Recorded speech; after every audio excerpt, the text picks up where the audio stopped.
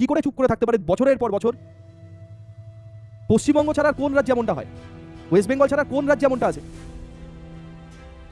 কতদিন আমরা চুপ করে থাকবো? মানে এই দিয়ে কথা আমি মানে সচরাচর খুব কম বলি, কিন্তু মানে মাথা খারাপ হয়ে যাচ্ছে এবার কথাবার্তা শুনতে শুনতে। মানুষকে ম্যানিপুলেশন করানো থেকে মানে মুখে যা আসছে তাই বললেই হলো।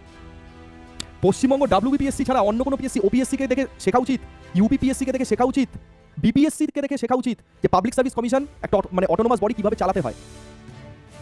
অন্যান্য রাজ্যের টিচার রিক্রুটমেন্ট ভরে গেছে, আমাদের এসএলএসটি 10 বছর ধরে কোনো খবর নেই। এসএলএসটি পরীক্ষা 10 বছর ধরে কোনো খবরই নেই। সুপ্রিম কোর্ট অর্ডার দিয়েছে তাই আমাদের এক্সাম হয়েছে। কিছু বলার নেই, আর কি বলবো এখানে? কিচ্ছু বলার নেই।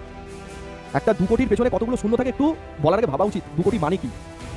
একটা 2 কোটি চাকরি যদি বাংলাতে থাকতো না, ওয়েস্ট বেঙ্গল ইন্ডিয়ার মধ্যে টপ র্যাঙ্কিং লিস্টে থাকতো, স্টেটের দিক থেকে এবং এডুকেশনের দিক থেকে, চাকরির দিক থেকে, ডেভেলপমেন্টের দিক থেকে টপ র্যাঙ্কিংয়ে থাকতো, নাম্বার 1-এ থাকতো ওয়েস্ট বেঙ্গল। মিনিমাম 10 লক্ষের উপরে পদ রাজ্য সরকারে ফাঁকা আছে, মিনিমাম।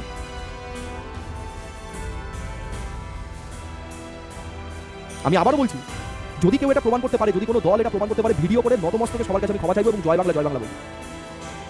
এই কথা আমি বলছি।